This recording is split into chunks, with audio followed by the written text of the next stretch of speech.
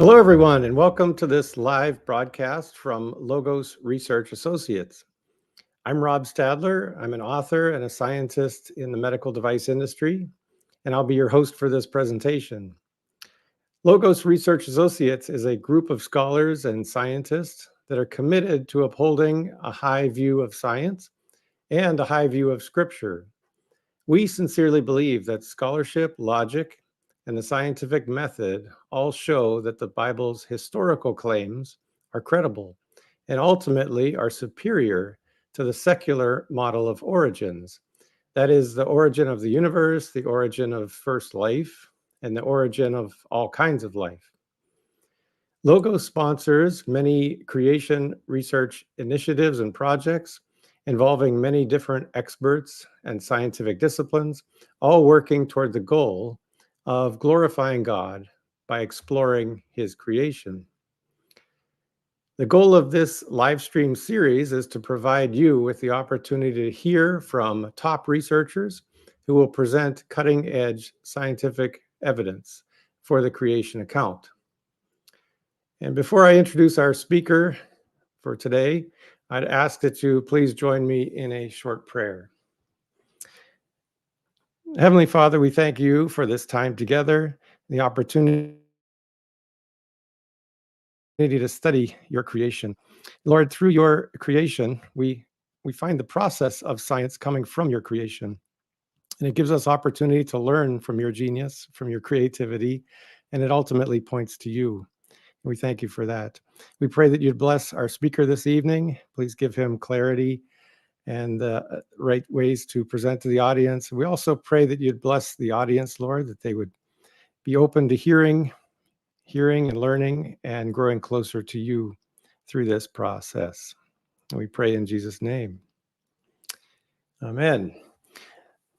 So our speaker this evening is a good friend of mine, Dr. Joe Deweese. Welcome, Dr. Deweese. He is a professor of biochemistry, a director of undergraduate research at Freed-Hardeman University in Tennessee, and he's also a world expert in a particular family of enzymes, which are essential for all of life. Every aspect of life has to have them, and they are known as topoisomerases. And I'm calling him a world expert, and that's true because he has 28 peer-reviewed manuscripts on this one topic.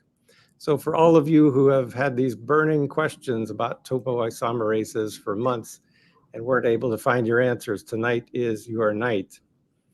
Dr. Deweese has a BS degree in biochemistry from Freed-Hardeman University, and then he went on to get a PhD at the prestigious Vanderbilt University in biochemistry. And then he went on to be a professor of pharmacy at Lipscomb University for 12 years, and then recently has transferred back to Freed-Hardeman University. So welcome, Dr. Deweese. We look forward to hearing and learning from you. Thanks, Rob. I appreciate it. Appreciate you introducing me and starting me off. You set the bar high. So, but I hope everybody can learn something about topoisomerases tonight, see why these are such cool enzymes. So, yes, thank you, Rob. Appreciate it. So as we get started tonight, we want to talk about topoisomerases. These are amazing enzymes. You're going to learn how to say the word, hopefully, before we're done tonight. But also why these things are important and why we care about them. As Rob mentioned, I do my work at Freed-Hardeman University in Henderson, Tennessee. We're a small Christian university in West Tennessee. Hope you'll check us out and send folks our way. We're actually in the midst of our summer research program right now, and we've been doing that. This is our third year for that, focusing in kind of the biomedical and biochemical sciences. So excited about that program and the students that I get to work with there, and get to show them a little bit about why this enzyme is so cool. So we deal with topology all the time in different ways. Maybe it's Christmas lights or weed eater line or the pool robot cord here or an extension cord. Topology is something that we deal with in life in different ways. We interface with it. It's annoying at times when your maybe charging cable gets tangled up in the mix of other cords. It used to be that we would have headphones, right, that had cords, and those would get all tangled, but now everything is Bluetooth and wireless, and so that's kind of gone away. But the reality is we understand on a fundamental level that when you have a long string or strand of something, cord, it's easy for that to get wound up, intertwined, entangled. And I'd like for you to consider that that's not altogether that different from what happens in our genome and in our DNA. You know, if we think about all of the DNA in a cell, cells are measured in, at least human cells are measured on the order of micrometers, maybe 10 to 100 micrometers, but within that, the nucleus would be maybe 5 to 20 micrometers in diameter. So we're talking about millionths of a meter here, right? 5 millionths to 20 millionths of a meter. And there's about 6 meters worth, or excuse me, there's about 2 meters worth of DNA in all of that. So you kind of, you know, think about that 6 feet worth of DNA crammed into, something that's the space of 5 to 20 microns. So it's a huge level of compaction here to get that genetic information down into a really tight space. And that involves a number of key players of proteins to make that happen, including the enzymes we'll talk about tonight, but also includes things like histones and cohesins and condensins and a number of other proteins that coordinate different parts of what we call the scaffold. So we often think of DNA as this, right? The double helix, where you've got 2 strands that wind around each other. If you look at them on the end, they look like a circle. If you look at the side, you see this kind of waving, winding staircase kind of pattern. And that is true that DNA is a double helix, but in our cells, it's in a much more compacted form. And so we think of it as winding around, wrapping around. So here's what we think of chromatin as actually including a lot of proteins like the histones. So I have here colored in kind of brighter colors here, the red and the blue, and green and yellow would represent the histone proteins in the middle of DNA that's wrapping around them, kind of like a cord wrap if you're trying to organize your extension cord, for instance. Turns out that's happening on a massive scale in our cells. This figure from the NIH kind of depicts, as we think about, maybe you picture a chromosome as being this highly compacted form, but if you were to stretch all that out, what you'd realize is that there's this kind of solenoidal twist here that represents groupings of these histones all wrapped around each other, basically. And so here we have nucleosomes formed where DNA wraps around the histones to give us what we call a nucleosome. And it can exist in different states, either closed off or opened up, depending upon what's needed. And so that's kind of, a really fundamental question in DNA is, all right, well, how do cells access the information they need? Turns out we have a whole family of enzymes that we call chromatin remodeling proteins. And so to illustrate this, let me take you across campus from where I am right now to the what we call the ARC, the Academic Resource Center. And on the second floor of the ARC, there are bookcases. It's a library. So imagine that. We have books. And what you notice here on the side is that some of these bookcases are kind of close together. Well, it turns out they're on movable tracks, and you can push a button and you can slide the bookcase over and get in and access the books that are in the space that's currently closed off. And that allows for more space up there, right? So where those students are seated would not exist if we had to spread all of the bookcases out evenly all the time. And so instead, we save space by condensing some of those together and having kind of these movable bookcases. And I want you to think of the DNA as kind of doing something similar, where some of the DNA can be closed off or opened up, just depending upon what's needed at the time. And so that's a constant process going on in our genome. And so again, it underscores this importance that this DNA has to be really highly maintained to keep it from getting all tangled up. And so what proteins and what functions are at the root of keeping all of that from messing up? In fact, that's somewhere on the order of 10,000-fold compaction when you go from this double helix to the nucleosomes to the solenoidal twist all the way up into the actual chromosome. It's a huge level of compaction. So all right, so that's one issue, but okay, what about replication and transcription? So replication is when we copy the DNA and make another copy. Transcription is when we use that information in DNA to make the molecule we called RNA, or ribonucleic acid. So doesn't DNA need to be separated for replication and transcription? And the answer is, of course it does. And in fact, Watson and Crick even recognized this in one of their papers in 1953.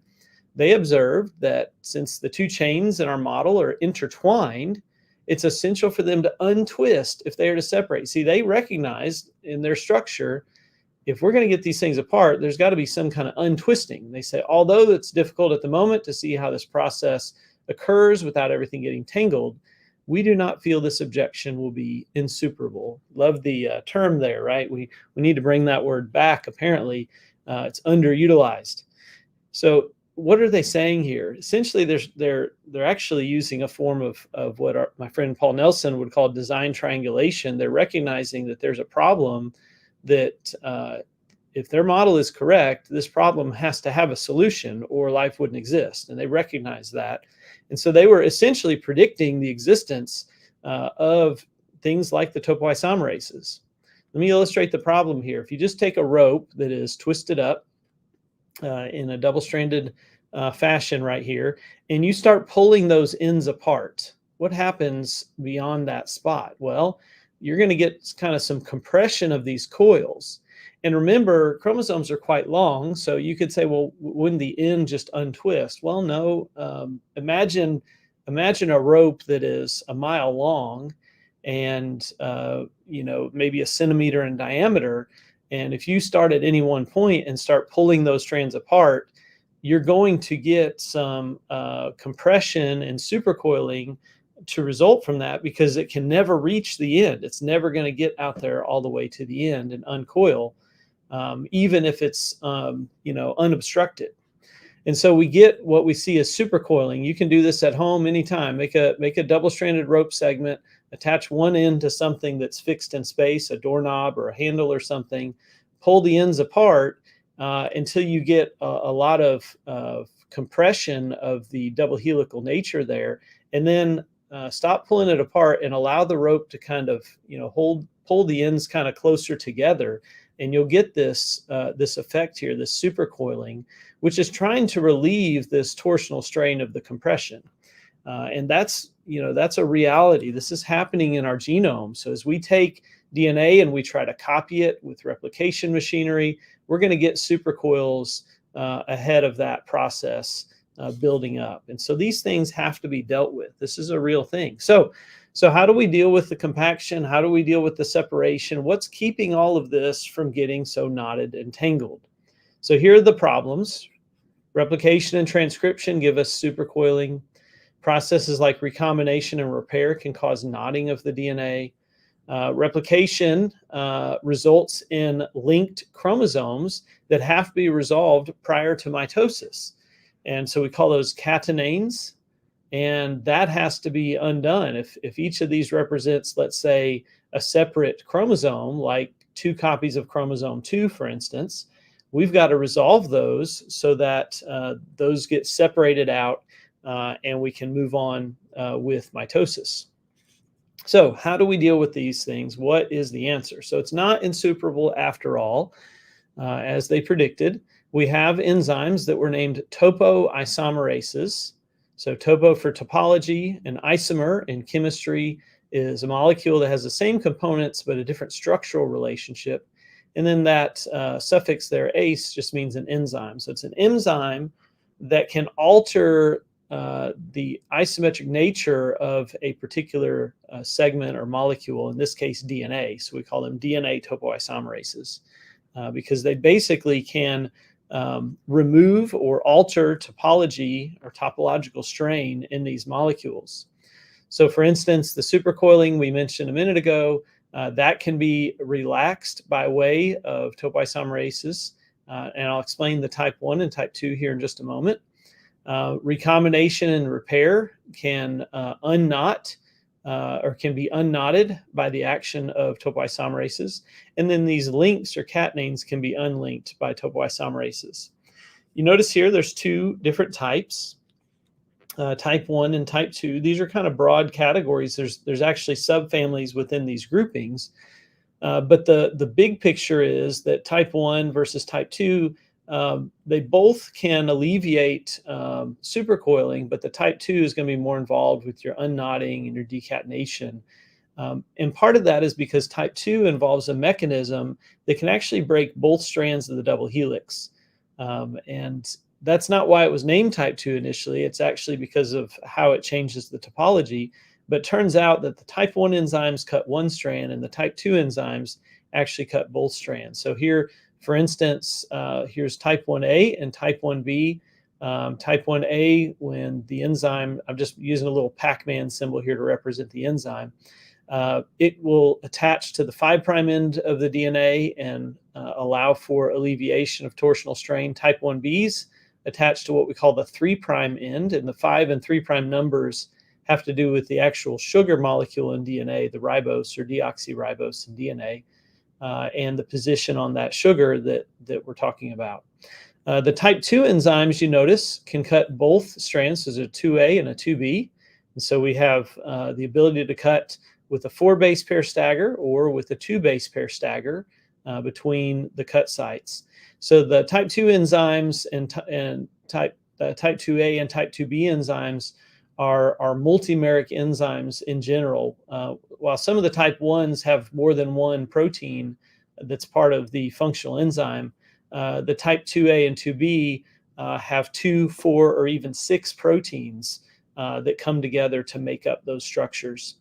So here's a type 1 topo over here versus a type 2 topo where the two halves here, one is colored and one is in gray. So you can kind of see the contrast between the two halves. So we have these different families. Turns out there's actually even another one. There will be a test on this, so go ahead and make some notes here, right? Type 1A, 1B, and 1C, 3 different families of topo 1. And then there's type 2A and 2B, 2 different families of type 2 topoisomerases. So this is where it gets kind of into the weeds of the details, because you might say, well, this requires a topoisomerase. And we would say, well, what kind, what type, what family? And this is where you get into the various details. Some of these are present in eukaryotes. For instance, humans we have 2 type 2A enzymes. We call them alpha and beta, topoisomerase 2 alpha and beta. We also happen to have 2 type 1A. We call them topoisomerase 3 alpha and beta. And we also have a topoisomerase 1B and a topoisomerase 1B mitochondrial. So we have 6 different versions of topoisomerase in us, and there's actually a couple other proteins that are seemingly very similar as well that kind of fall into a related category but have more to do with recombination. So this just gives you an example of some of those different proteins. Notice many of them require magnesium, some of them require ATP. They have different mechanisms. So the topo 1 enzymes if it's a 1A, it will cut one strand past the other strand through the break and then put the strand back together, just a single strand break. The type 1B and 1C will make one break and then kind of rotate part of the DNA, swivel it around to alleviate the torsional strain. The type 2 enzymes, 2A and 2B, create double strand breaks and then will pass an entire double helix through the break in the other double helix. Another interesting note that I want to point out here is that there are also viral topoisomerases. So there's 1A, 1B, and 2A viral topos, meaning there are viruses that have their own topoisomerases that have to be present to help maintain their genomes, which is kind of interesting to consider because that kind of is an interesting question when you think about the origin of topoisomerases, if they're even required for certain viral genomes.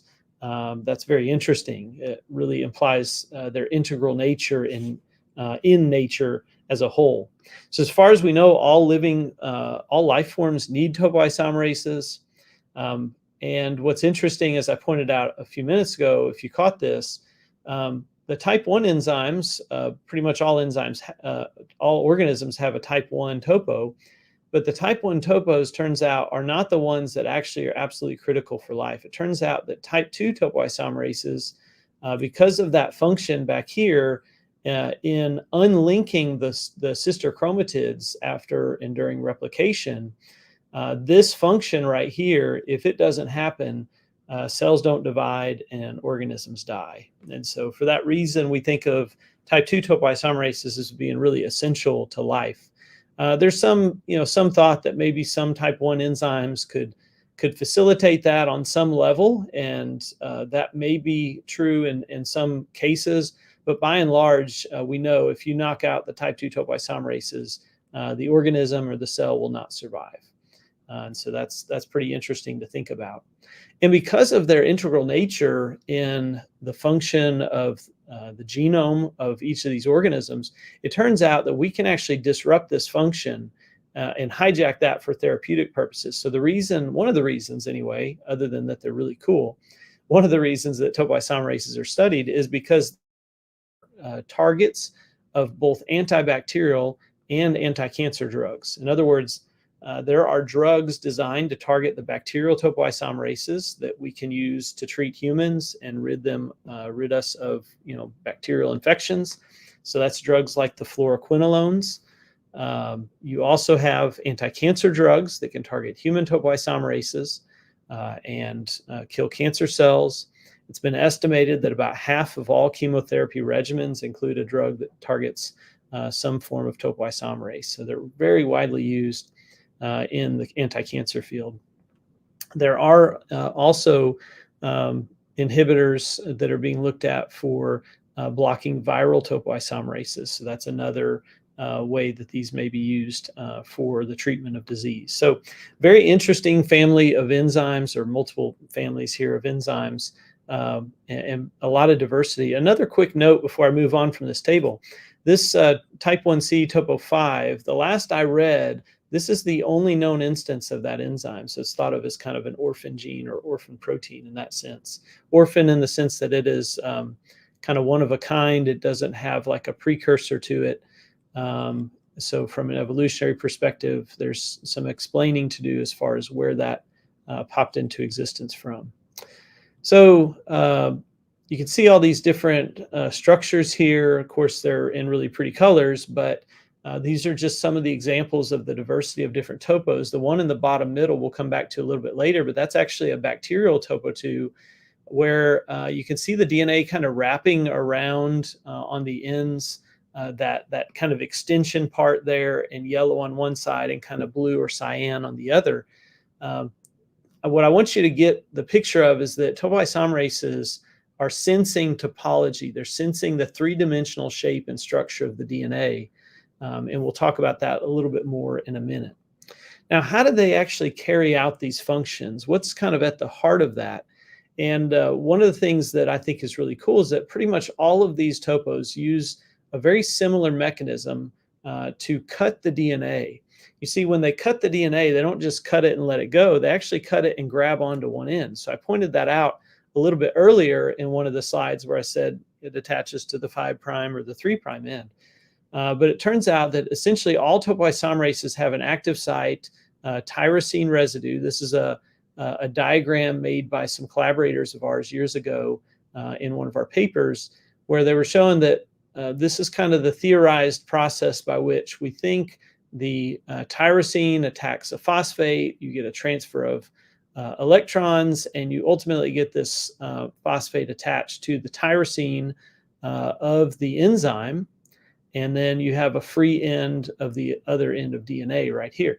And this is happening twice, right? So this is happening on one strand, and then a few bases away happening on the other strand, the type 2 topoisomerases, so that you get a double-stranded break. One other thing I'll point out, we'll come back to this in a little bit. You notice these different colors. So black here is the DNA. The green is amino acids from one half of the protein, and kind of the bluish color is amino acids from the other half of the protein. So one of the cool things about type 2 topos is this active site, this region where this is occurring. It's a very three-dimensionally constrained arrangement, requires amino acids from both halves of the enzyme to come together.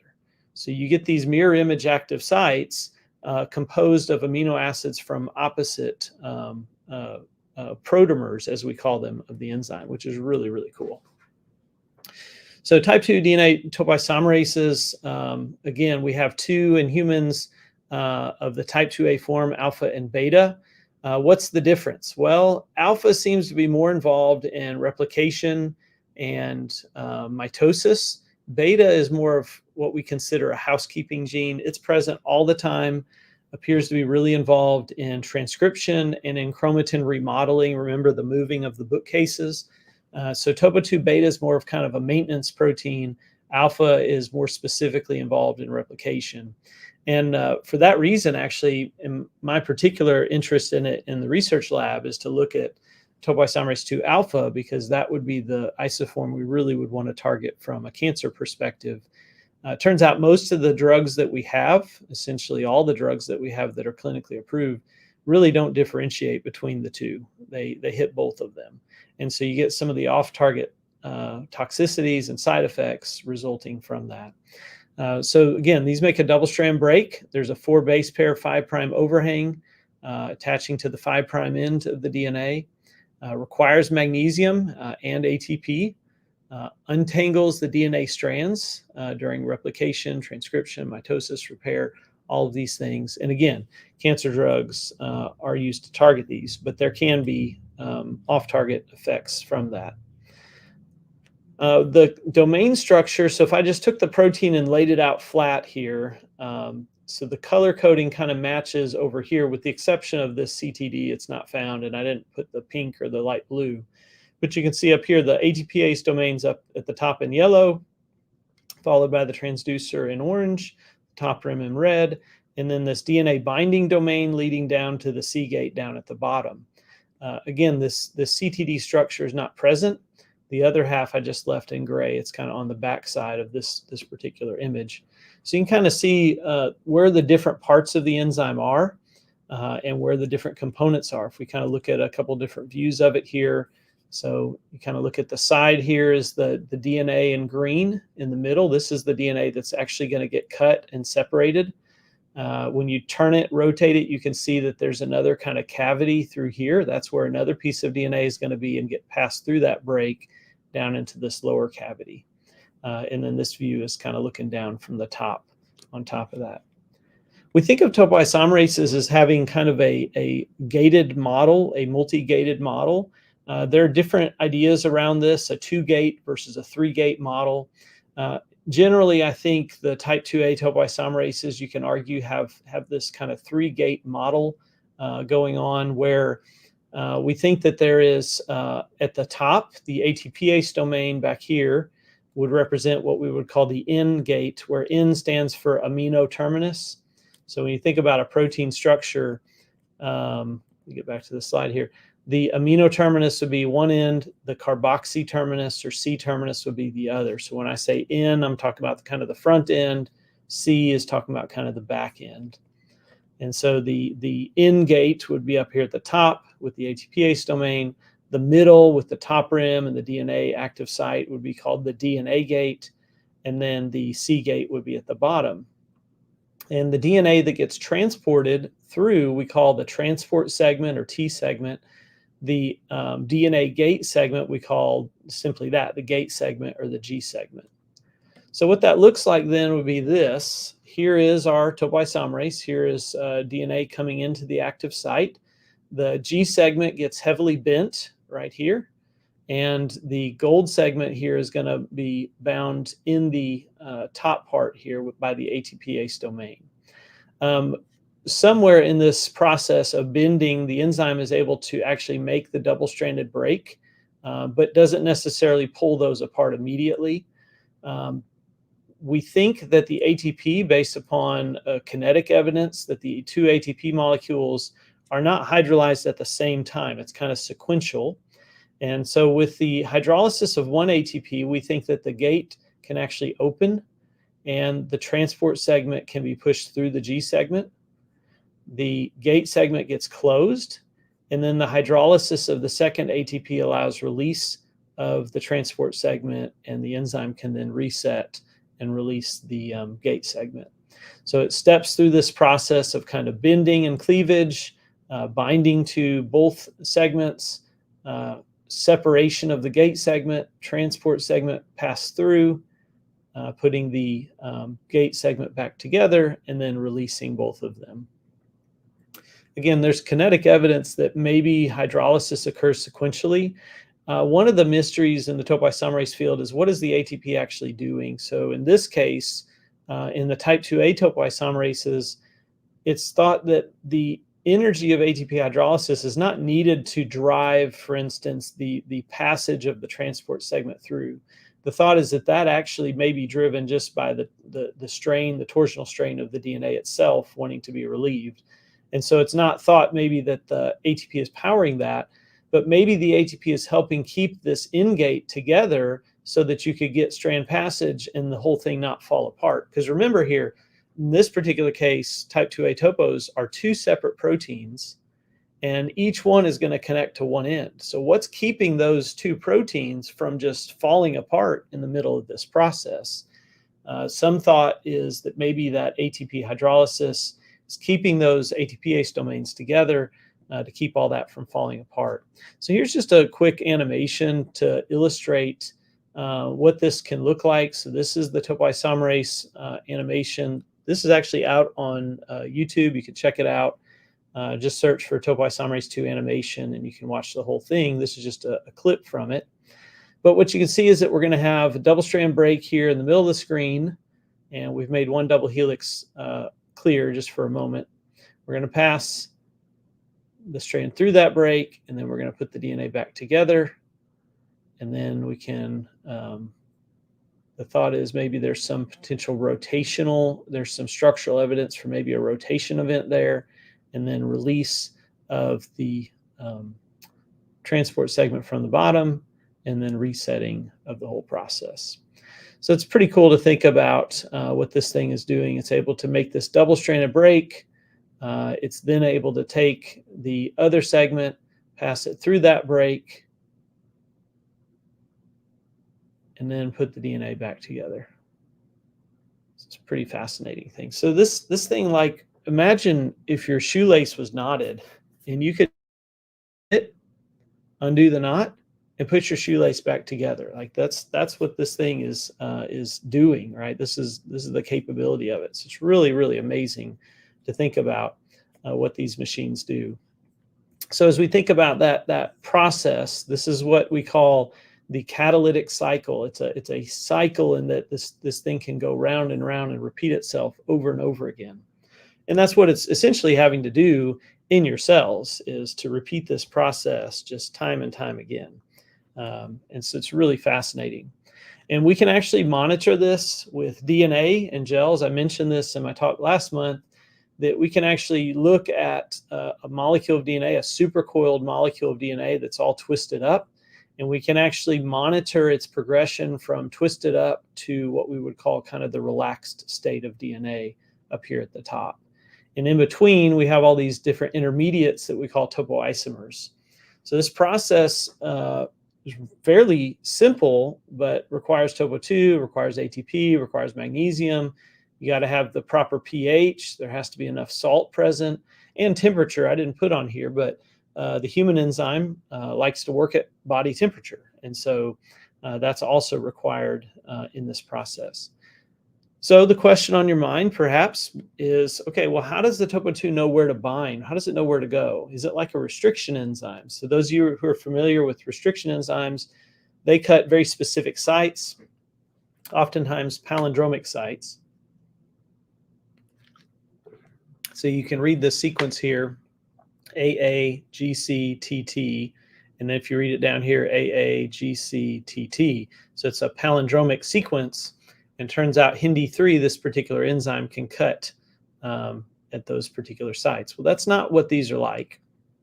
It sees topology. It sees the twisting. I made the kind of a mirror image of this with the thought that topoisomerases can discern whether something is underwound or overwound. I didn't have a good way to depict both of those, so I just mirror imaged it here. But the idea is it could be twisted tighter, positively supercoiled, or it could actually be twisted back the other way and slightly underwound. And that will also result in supercoils as well. And we call that negative supercoiling. So you can actually have both directions. And if we go back to our structure of the bacterial topo earlier, I just point out this idea that notice how the DNA wraps around on the outside here. There's some evidence that wrapping and the directionality of that wrapping combined with any other strands that are involved in this, that's what the enzyme is really seeing or looking for, so to speak, in its topology. And I apologize, this is poor quality image here, but taken from a paper I wrote years ago with my mentor. But you actually can quantify the wrappings. If you think of a Mobius strip, like a strip of a piece of paper, and you twist it a couple times and put it back together, you can actually make a molecule that's either negatively supercoiled or positively supercoiled using this kind of node convention here. And then you think of topoisomerases as taking a molecule that's like this and actually removing one of these by crossing the DNA over itself. And then you end up with a molecule that is now no longer supercoiled in that way, but rather can essentially be relaxed. And so that's kind of the concept here. So how big of a deal is this, though, when we think about DNA? Well, let me illustrate using a plasmid we use all the time in lab.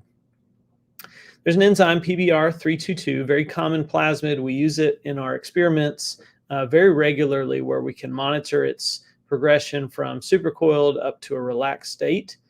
And we can actually measure how many, if you counted these bands, you could actually measure. There's about 11 topoisomers represented here. And each time topoisomerase 2 does its work, it changes the linking number by 2. And so we call that a delta LK of 11 times 2, or 22. If there's 4,360 base pairs in PBr322 and 10.5 base pairs per turn, that gives us what we call a linking number of 415. If you divide those two numbers, the delta LK by the LKO, you get a sigma value of 0.05, which essentially means that this plasmid is 5% underwound. I actually should have put a number or a sign on this, because the delta LK in this case is negatively supercoiled, so that should be a negative 22. But it's 5% underwound. Turns out genomes are approximately 5% underwound globally. As far as we know, most genomes are in this state of about 5% underwinding. What does that mean? Well, scale it up, okay? This is a 4,000 base pair plasmid. Scale that up to, let's say, the size of E. coli, right? 5 million base pairs. So take that number of interlinks here between it and multiply that out essentially by a factor of 1,000, right? So you're talking about 22,000 interlinkages along the chromosome of E. coli. So E. coli require topoisomerases to deal with these 22,000 interlinkages at that 5% underwound state. And so this is a real problem. This is a real challenge for organisms to deal with, all of the twisting that takes place. Now, the thought is this underwound state that we find genomes in, the benefit of that is thought to be that it kind of slightly opens the double helix, makes the double helix a little bit easier to open and to access by, let's say, the helicase or the RNA polymerase for replication or transcription, respectively. So there's some thought that that's why it gets to that slightly underwound state. Well, then, of course, once you open it up for replication or transcription, you're going to start getting positive supercoiling or overwinding, and that has to be relieved as well. Lots of different control points to consider here. Okay, so the functional enzymes in the case of eukaryotic type 2s, type 2As have two halves, so you got to have both halves. There's a question of localization. There's a question of post-translational modifications, protein-protein interactions. Lots of important questions, and many that we really don't have great answers to. But let me ask you to consider the functional enzyme requires both halves, and this is for several reasons. One is this is a reversible covalent bond between the enzyme and DNA. So remember, the enzyme's cutting and ligating. So this little structure down here in the corner, the green Y782 is the active site. It's attached via a phosphate to the backbone of DNA. So there's a broken piece of DNA right here. And that's a reversible. bond. So remember, I call this the reversible molecular scissors here. Ligation appears to be the preferred state. What do I mean by that? I mean that the enzyme doesn't tend to like to stay like this. It doesn't just grab on, cut, and hold. It tends to actually prefer putting it back together. For instance, when we run experiments in the lab where we're just trying to measure how much DNA is cut, we have to add a vast excess of enzyme to be able to see anything, and without any type of cancer drugs or adding anything else to the reaction, we only get about 1% of the DNA cut at any one time. So it's a very low, tends to prefer to put the DNA back together, which is kind of honestly what you want in an enzyme like this. You don't want something that's chewing the DNA up. You want something that prefers to put it back together. Note that the cleaved DNA can only be ligated and released once that G segment closes. In other words, that gate in the middle, if it's open, you can't let go of the DNA. So that's a really neat kind of control point there, that you have to have closure of the gate segment in order for you to get ligation and release. And then you've got this 4 base pair overhang, which is nice because it kind of zips the DNA back together before you get ligation, which may help prevent aberrant ligation with, sections of DNA that don't match up. And so this kind of helps ensure proper alignment and gets those back together. We also know that we've got to move this thing around. Turns out there are, interestingly, both nuclear export sequences and nuclear localization sequences. So there's both a way to get the enzyme into the nucleus and out of the nucleus. It's not totally clear why there are 2 NLSs and 2 NESs, but there appear to be 2 of each. So some redundancy there. Maybe there are other binding partners that could block some of these sites from time to time. But there are apparently 2 different sequences. And I think there's some evidence that, at least for the NLSs, one of those is stronger than the other. But nevertheless, there still appear to be 2. So we have nuclear localization sequences, which would bind to the import proteins, for instance, like the importins, which would grab the protein and take it through the nuclear pore into the nucleus so it can do its job. Remember, in human cells, this thing's getting made out in what we call the cytoplasm outside the nucleus. So it's got to get shuttled into it. Without those NLSs, it stays in the cytoplasm and it can't do its job. So it's got to have those to get in there. We also know there are a ton of post-translational modifications. In fact, this screenshot is from phosphocyte, which maps different phosphorylation and other modifications onto the protein sequence. So all the little lollipops that you see along there represent sites where a modification has been identified. And the height of the lollipop is how many times that's been referenced in papers in the literature. So you can see some of these have been very well studied, especially out here at the C-terminus. And we're going to talk more about that here in just a minute. But you can see they're present all across. But what is interesting is that about half of all of the modifications, if we totaled all these up, about half of all of them occur out here at the C-terminus. And so file that away. Remember that, because that's going to come back in a minute. But you can see the color coding too. Many of these are phosphorylation. There are a few acetylation, quite a few ubiquitylation. So that's, remember, ubiquitin helps target something for destruction, sending it to the proteasome. So lots of modifications. We did a study several years back looking out here at the C-terminus, and we actually kind of tried to study just the modifications that had evidence from basically from being modified during mitosis or in association with mitosis. So you see all these sites on topoisomerase 2 alpha that get modified by mitotic kinases or modified in association with mitosis. Many of these have assigned kinases, but some of them do not. So we're not always sure exactly what modifies all of these.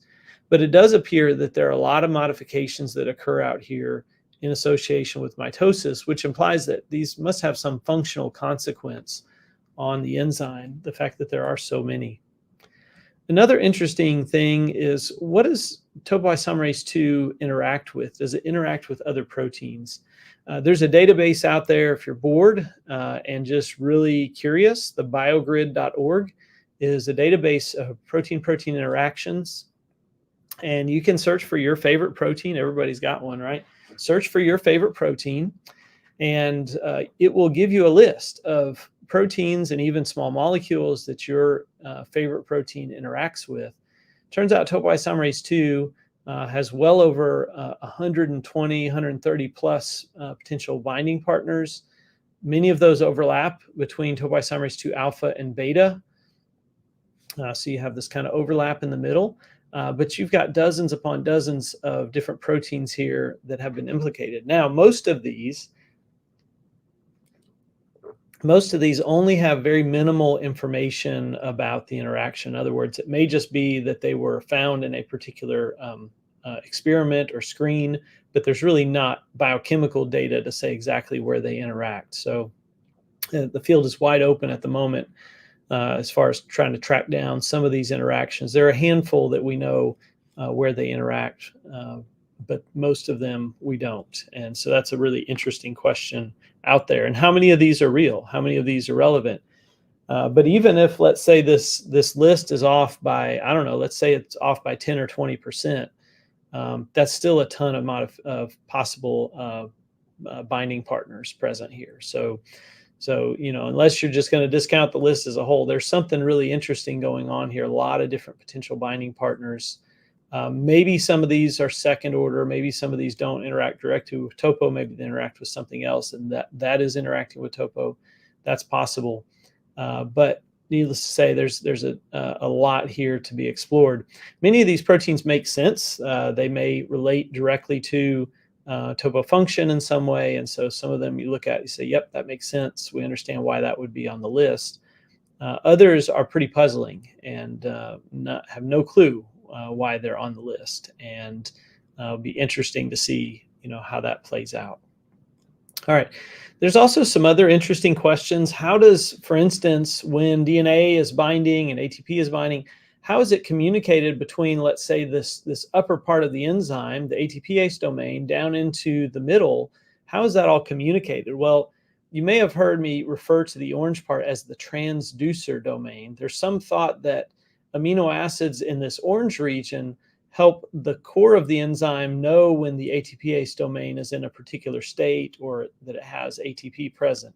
So there's some thought that there's communication going on. The nature of that is not yet clarified. There's still a lot of questions around that.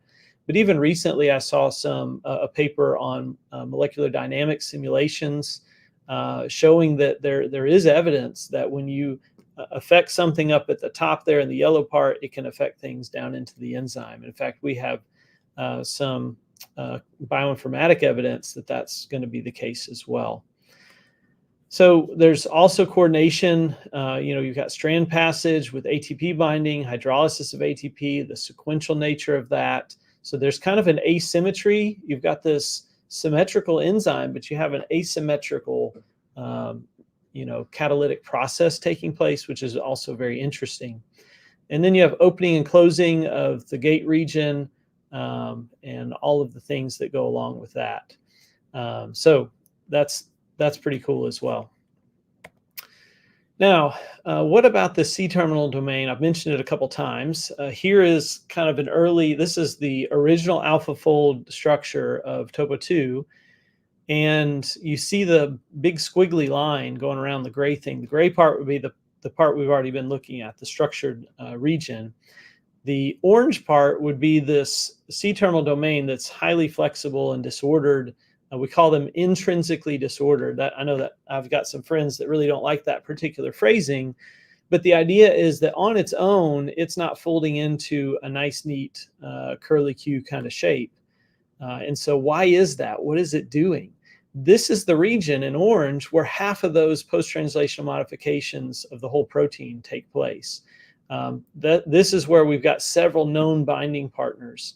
And so I think that evidence probably indicates, and I think others would agree with me, that this part probably takes a much more defined shape in the presence of the right binding partners. In other words, think of this as like a flexible, think of it as like a hand in a glove where the our hands are not in one conformation. They can actually shape themselves around whatever we're binding to. And I think that's probably what's happening here. It's not meant to be a rigid domain. It's meant to be something that's flexible and can bind to things. So that's pretty cool to think about as well. For those of you who have kept up with AlphaFold, it now can actually fold what we call dimers and multimers, where you have more than one protein present. And so I actually fed this into the AlphaFold 3 server, the sequence of Topo2. I told it to use 2 of them, and out popped this nice, neat structure. And for the most part, it looks fairly good through the core middle of the protein there, nice and structured. But you notice we still got the squiggly on either side outside. And so that's very interesting. The squiggly line seems to indicate that there is, still a lot of uncertainty in the algorithm as to what to do with that. And that makes sense. I think it's probably because we haven't found the right binding partners. And with AlphaFold 3 server, you can actually feed in other proteins and see if you can get this to take a shape. And there is some preliminary evidence that we can actually get it to take a shape. So, but I'm not going to disclose all those secrets just yet. So you'll have to come back another time to hear the rest of that story. So what roles does it play in the activity of Topo2? Can we exploit those roles? So the work of my lab right now, as I kind of wrap up here, is we're looking at that C-terminal domain region and asking the question, all right, could we actually target that region therapeutically, maybe to shut it down in the case of cancer? Because one of the interesting things is that region, the C-terminus between alpha and beta, is very, very different. And so that's an interesting thing. If they're different enough, could we selectively target one and avoid the other, and maybe avoid some of the off-target side effects and toxicities of some of the cancer drugs? So we published our first paper on mutants back in 2021, ACS Omega. We have a software tool that I developed along with Kirk Durston and Tim Wallace, and the software work was done by an outstanding software developer, Thomas Townsley. So when I say I did this, they did this, right? Some really super smart people. And our software tool is able to predict interactions, or at least interdependencies, I should say, between different sites in a protein. And we're using that to look at the C-terminal domain and other regions. And we published some of that work within the last month in another journal, as I note down here. So we are moving forward on this. We're trying to do real science. We're trying to really look at this carefully and think about what are the functions, what's going on out here in the C-terminus. Can we catalog those functions? Some of these mutants from my original study we're actually still using. We've got experiments planned for tomorrow on some of them. So we're still working on some of these, trying to understand what they're doing. If we messed them up, why are they messed up? And trying to apply this to the bigger picture of understanding what's going on out there in the C-terminus. So really fascinating enzyme. I really think it's cool. These are the reversible molecular scissors of the cell. And they're really, really fascinating what they can do and how they kind of maintain the topological state of the DNA. And so, as we kind of get ready to wrap up here, what do we make of all of this? These are amazing little machines at work in your cells, keeping your DNA from getting too tangled. We've learned that we can hijack them for the purpose of the treatment of disease. And I'm always fascinated by the mechanism. The more I study, the more I look at it. And the more I think it points to, the Romans 1 verse 20 concept, the more I think it points to the need for design and a designer, because it really underscores just how much planning and engineering had to go into developing life. This is a real engineering problem in our cells that has a real solution that we get to study and explore every day. So thank you for hanging out with us for a little bit tonight. I hope I didn't put you to sleep, but I'm really excited just to spend a little time, and happy to open it up to questions and comments and thoughts as we kind of wrap up here. So thanks everybody for being out there. I appreciate that. And we'll get ready to kind of open up into the discussion session. So thank you all for being out there.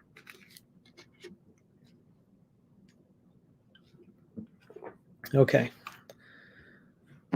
Let's see, Rob, I've got a, Can I get, I'm on, okay, I'm there you back. go. Okay, Yeah, perfect. wow, totally amazing, Joe. I'm so impressed. And what a privilege it is to just sit back and have a world expert on a topic like this, just give us the basic education here.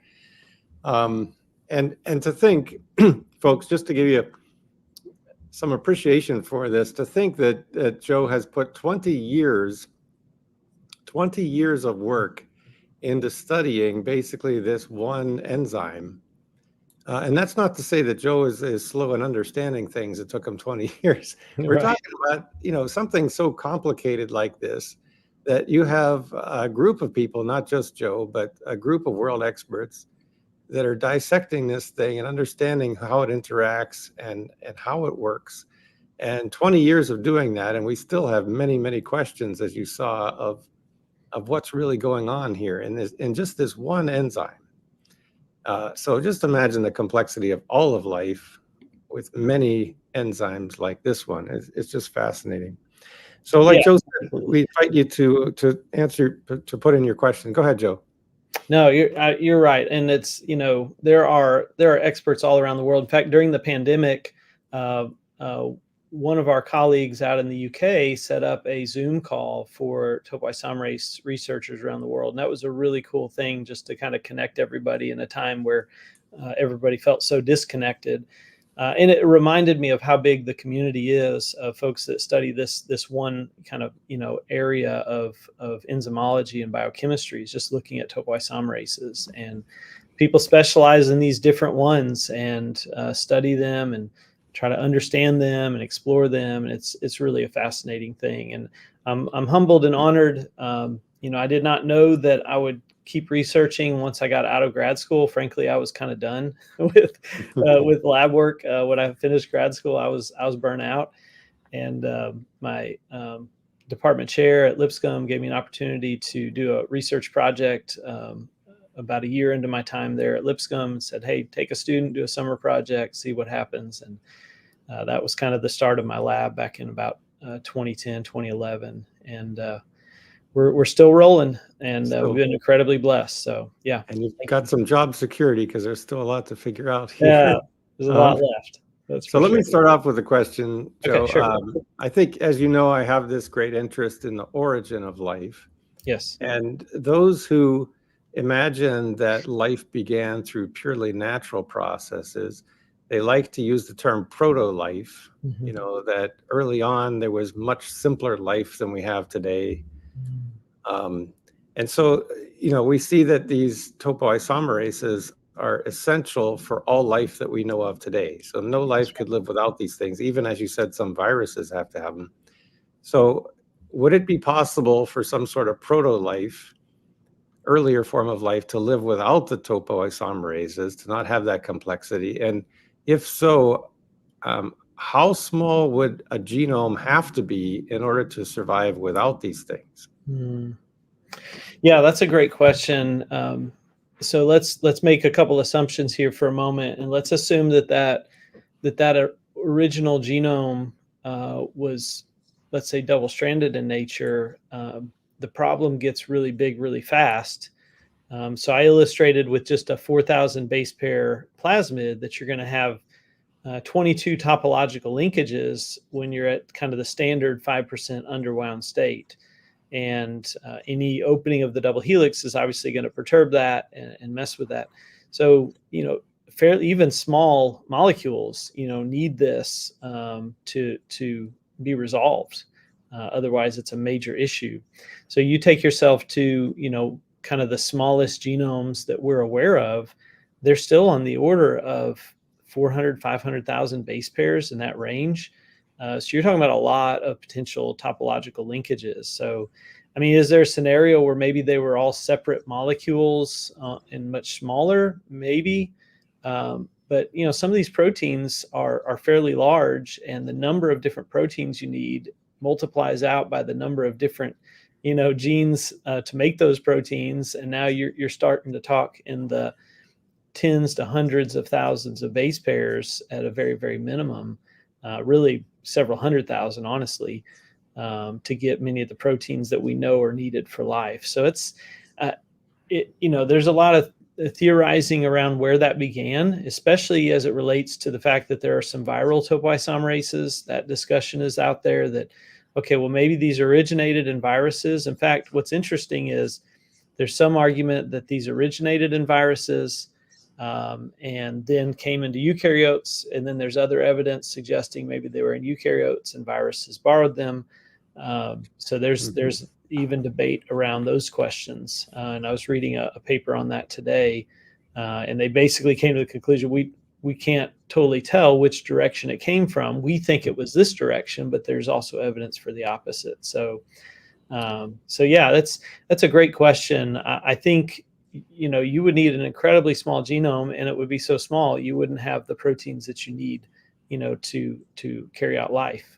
So you're saying something like 4,000 base pairs. If it was one DNA strip of 4,000 base pairs, you'd probably need a topo to keep that going. You need something because if you're going to make a copy of that, it's going to get intertwined, and you're going to have positive supercoilers. You're going to have catenanes.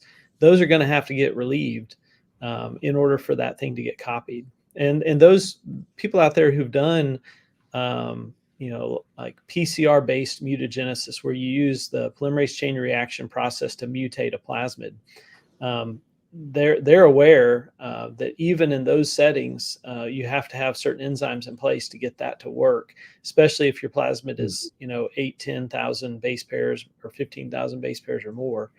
And so, there are ways that you can, on a small level, make extra copies of something, but at some point you've got to put that in a cell and let the cell carry it out and separate it out and so forth. So yeah, it's a good question. Yeah, so the people studying the origin of life have a lot of explaining to do then, if they can imagine such a thing. And this relates to a question that came in from the audience here. That do evolutionists have guesses as to how these things could have developed? Yeah, that's a great question. So one way that some researchers look at it is they look at it in terms of the different parts of the protein and say, okay, well, this looks kind of like something we see over here, and this looks like something we see over there. So if I step back a slide here to this, make sure. Okay, so the top part, the yellow part, ATPase domain, that domain, that particular fold, it's hard to kind of picture it here because I'm not spinning it around in 3 dimensions where you can see it from all angles. But that particular shape and fold actually is shared with other enzymes that have ATPase domains, such that it's even got a name. It's a GHKL ATPase. And so the argument would be, well, maybe this ATPase was borrowed from some other enzyme that had already developed that. And then in the middle there in red, the top rim domain is found in topoisomerases and enzymes called primases, which are involved in replication.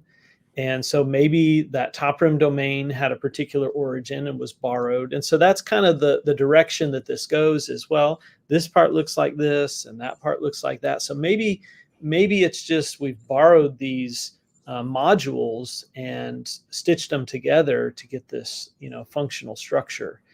That's a hard, in my mind, that's a hard case to make. That, well, yes, these modules do appear to have very good similarity to similar modules in other proteins. To argue that somehow those were just stitched together in a long evolutionary process, that kind of begs the question of what's even possible there. And let me step back one further, because it's not just a question of the origin of, let's say, topoisomerase 2 or topoisomerase 2 alpha in particular, but you've got to explain the origin of a bunch of different topos. Okay, so this is 5 different families, and within these families, we could break it down further, and I could make the case that there would need to be somewhere on the order of 7 to 10 independent origins of topoisomerases when you really kind of break into some of these groupings. And so topoisomerases would have to have evolved 7 to 10 different times independently, many times landing on some of the same structures and features, but distinct enough that they had to be kind of their own origin. And that's because there's not much homology between these different ones? Yeah, there's separate mechanisms. There's different within their sequences. There's very low sequence similarity among many of them, and so they might have a very similar fold, but an entirely different or almost entirely different sequence, just depending upon the type or the version. So there's a lot of interesting questions there about who has what. I was reading today, for instance, the archaea organisms, which tend to be living in extreme conditions and things. They have this really neat enzyme we call reverse gyrase, which can actually actively supercoil DNA, which is pretty cool. So it does some neat functions. It can actually make it positively supercoiled on purpose. Well, that's found in archaea. Turns out archaea don't have normal type 2A topos like topo 2. They do have, some of them have a gyrase, which again is kind of a subtype of type 2A, but pretty much all of the archaeal organisms have a topo 6, which is a type 2B. So they have this kind of whole separate, version over there. And there are a few eukaryotes that also have that. But there's not a lot of similarity between, the type 2A and type 2B in terms of, just straight sequence identity. There's a lot of conceptual homology as far as how they work, but they're entirely different proteins, which is pretty cool.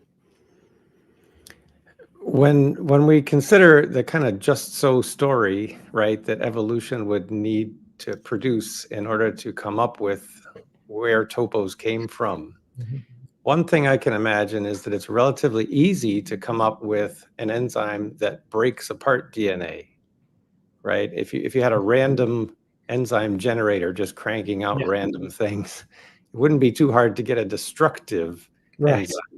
Yeah. But that, of course, would be destructive. And so maybe the first thing you'd come up with would be something that just rips everything apart. But getting something that can tear something apart for a useful purpose and put it back together, now you're talking difficulty there.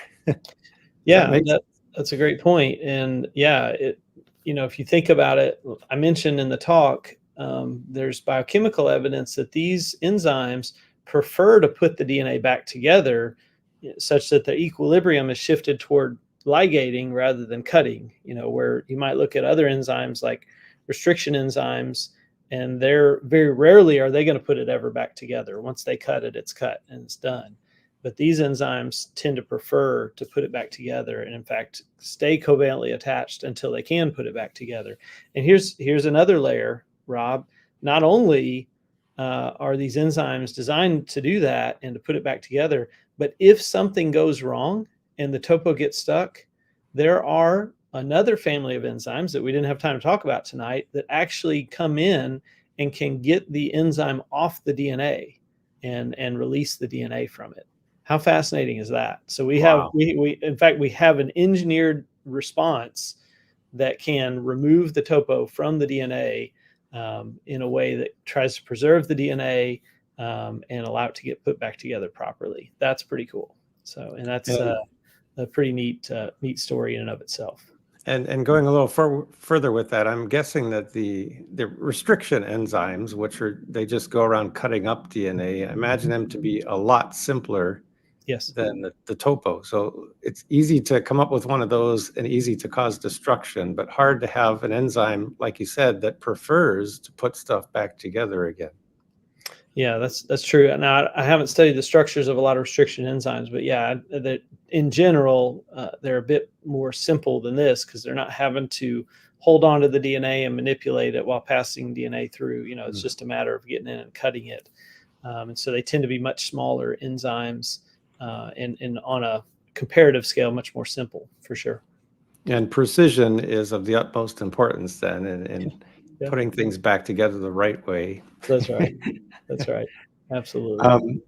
One question from the audience, you used the word discern about these molecules, that they can discern what they're doing. But how does a molecule discern anything. It's just a machine.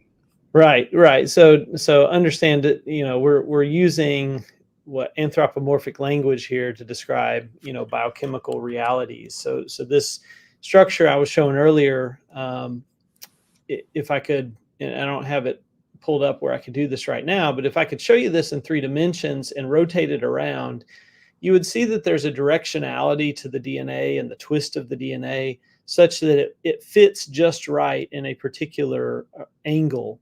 And I think that's probably generally true broadly of topoisomerases, that there is a sense in which if you get DNA at the right bend, the right twist, then it tends to fit well with the enzyme. And so in that sense, we think of it as discerning between, kind of the handedness of the coils of DNA. So I mentioned earlier this idea of negative supercoiling and positive supercoiling. So picture in your mind a rope that's negatively supercoiled would be underwound, like you're kind of almost separating the strands. Overwound rope would be positive supercoiling. And it turns out that the supercoils made as a result of that are twisted in opposite directions. And what we know is that certain topos have a preference for positive versus negative supercoiling. So in that sense, we think, and I think it's a 3-dimensional structural thing where if it's twisted one way, it's going to fit around the enzyme well. If it's twisted the other way, it doesn't fit around the enzyme. And so again, I think this picture I thought was a good kind of illustration or concept for us to think about. It has to do with the 3-dimensional shape of the DNA as it twists in 3-dimensional space as to whether or not the enzyme is going to prefer to bind to it and act on that side or not. So that's a great question. It sounds like something that had to be designed in order to do that. It's pretty amazing, for sure.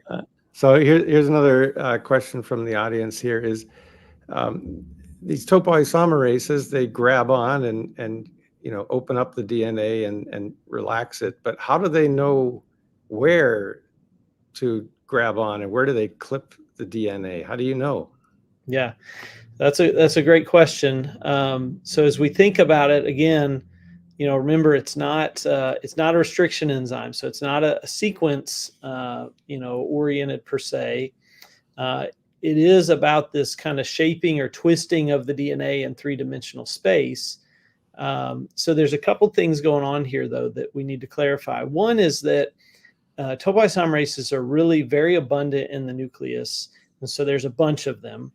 And I think of them as kind of being stationed all throughout the genome. Okay, so these things are just all over the place. And they can associate, for instance, topo2 alpha, we know can bind to one of the histones, actually more than one of the histones. And so I think of it as kind of being stationed along the DNA in different places and kind of ready to act at a moment's notice.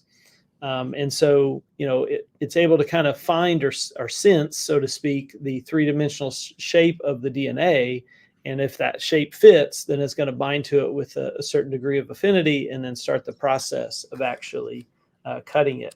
So it's not a sequence specific thing. I don't have a good illustration of this, but I could show you in their papers where this has been published. If you take that plasmid we talked about earlier, PBr 322, if you take that and cut it up into segments, like 500 base pair segments, you can actually map along that segment where a topo will cut. And what's interesting is it will reliably cut at some of the same spots. But then when you analyze those sequences, it's not like it prefers necessarily a particular set of nucleotides, but it does tend to go back to the same places over and over. And we see that in our genome too, which implies that there's some level of organization of where the topos end up on our chromosomes so that they're in the places where they're needed probably the most, which is kind of cool to think about. So they seem to get stationed at the same spots or in the same regions repeatedly.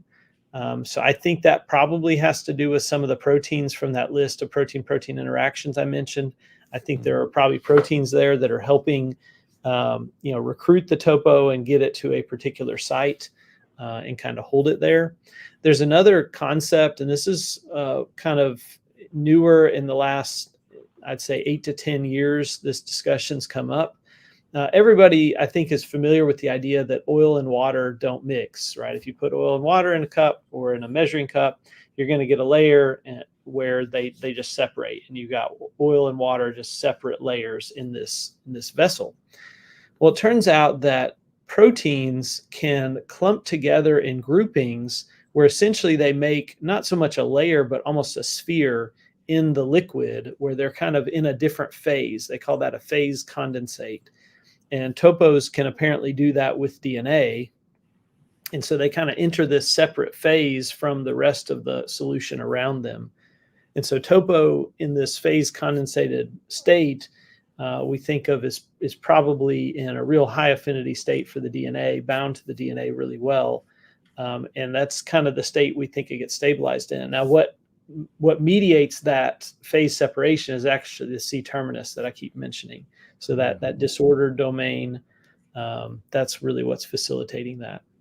So when you think about site selection or where they go to, it's about recognition of topology is what it comes back to. It's about recognizing where on the DNA those particular events are happening, where is it needed, where is torsional strain the worst, and that's where topo is gonna act. So good question. Yeah, I can see you have plenty of work left to do. Yeah, there's a lot more. I think I have one last question just Okay, from my own head here is, you've mentioned that these topoisomerases are targets for chemotherapy or for antibiotics. Is it as simple as like sticking a piece of chewing gum in a machine that you just kind of want to gunk up the work so that these things don't work, or is it a highly specified attack on a particular part of the molecule? That's actually a great analogy. So the term we use for the most common mechanism that these drugs work against the enzyme is the molecular doorstop. So it sounds kind of funny, right? But the idea of a doorstop is what? You put it in front of the door and it keeps the door open. Well, we know that when topoisomerase cuts the DNA, there's a broken spot in the DNA. There's an opening. And drugs, for instance, like the drug etoposide can actually slip into that break and keep the DNA from going back together. And the term we use in our field, now this isn't popular among oncologists because nobody likes to think of this word being used, but we call these types of drugs topoisomerase 2 poisons because they poison the mechanism. They block it from being able to put the DNA back together. So in the technical literature, you'll read about topoisomerase poisons, and the idea is the poison is something that actually blocks it from finishing its normal function and kind of makes it stuck, just like you said, kind of gums it up in that sense. And so what happens is essentially when you have a toposide present with topo 2, you're going to get a buildup of single and double strand breaks in your DNA because the topo is just going to get stuck on there and can't let go. And if you get enough of that, it overwhelms the cell and its repair mechanisms, and the cell's going to ultimately have to commit apoptosis, cell suicide, and die. So that's the idea. Now, if it's less than successful, you could potentially cause more damage. So we know etoposide, and I think the numbers are about 2 to 3% of patients with etoposide can develop a secondary leukemia a couple of years later. And so that, you might get cured of your lung cancer, but then later develop leukemia. So this, it's like, okay, what's worse here? And so while these drugs are very effective in many, many cases, they can also lead to some problems later on too. And so we'd like to figure out ways to avoid that, make these more useful. So yeah, that would be the main mechanism. There are some other drugs that work on the ATPase domain. There's only, I think, 1 or 2 of those. Maybe one of those is clinically approved. It's used in very specific cases alongside a poison of topoisomerase 2 because it actually helps reduce some of the toxicity. So, yeah. Fascinating. Absolutely fascinating. Joe, I really appreciate you teaching us along this way, and I love learning from you. So Absolutely. Thanks again for an excellent presentation, fascinating topic. Yeah. Thank you, Rob. Yeah. So for everyone else, as a reminder, we want to encourage anyone watching to check out the Logos Research Associate website. And on that website, you can learn about the various research efforts that our associates are going into here, like Joe, find information about their publications, and also an opportunity to consider supporting one of these exciting creation research projects. And while you're on the website, you can also subscribe to the Logos email list so you can receive notifications about presentations like tonight, and also receive the Creation Evolution Headlines newsletter. And a recording of this video will be made available on our website. It'll be on YouTube, so you can share it with other people who've always wondered about topoisomerases, but just haven't met Joe yet, and they want to learn about it. Our next presentation is going to be on Wednesday, July 10th, and this is with another expert, Spike Saras, and he'll be presenting about creation and astronomy. So for those who are fans of the James Webb Telescope and all the cool images that are pouring in from the telescope there, I'm sure Spike will be there to answer your questions and give us updates on what we're learning. And I would like to now close us in a short prayer. Dear Heavenly Father, we thank you for this opportunity to learn about your creation and just to take some time to marvel at the complexity of what you've accomplished, the genius of what you've done, and to give you the glory for that. And we thank you for Joe. We pray that you'd bless his work, his research, and his efforts even to cure cancer and to make better antibiotics by working on this one single enzyme of your creation. And we thank you. We pray in Jesus' name. Amen. So again, thank you all for joining us, and we look forward to seeing you in the next broadcast on July 10.